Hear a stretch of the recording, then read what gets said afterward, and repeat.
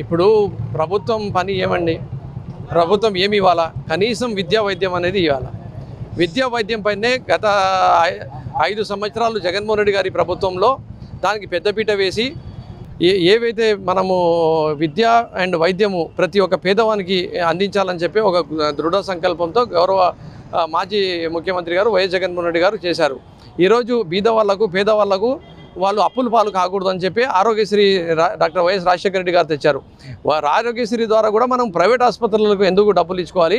మన own network, మన own setup గవర్నమెంట్ది ఉంటే వాళ్ళు చేసినట్లు ఎవరు చేయలేరు. కాబట్టి ఆరోగ్యశ్రీలో వచ్చిన ఇవి వ్యాధులు ఏవైతే ఉన్నాయో కొన్ని అవి కూడా కవర్ కాని వ్యాధులు కూడా ఉంటాయి. కాబట్టి ప్రతి జిల్లా హెడ్ క్వార్టర్లో అంటే ప్రతి పార్లమెంట్కిలో ఒక మెడికల్ కాలేజ్ ఉండాలని చెప్పి దానికి దట్ ఈస్ కాల్డ్ క్యాపెక్స్. అది మనం ఇన్వెస్ట్మెంట్, అది భావి తరాల కోసము, ఈ రాష్ట్రం కోసము, ఈ రాష్ట్రంలో ఉండే ప్రజల కోసము.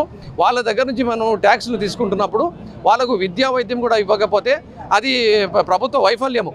మరి ఇంత పెద్ద అనుభవము, 40 సంవత్సరాల అనుభవం ఉన్న చంద్రబాబు నాయుడు గారు ఈరోజు తెచ్చిన మెడికల్ కాలేజీలు, కట్టున్న మెడికల్ కాలేజీలు సగంకి పూర్తి అయినాయి, కొన్ని అయితే 90% పూర్తి అయినాయి. ఆ ప్రభుత్వ ఆసుపత్రులకు మీరు కంప్లీట్ చేయలేకపోతున్నారంటే ఇది చాలా సిగ్గుచేటు.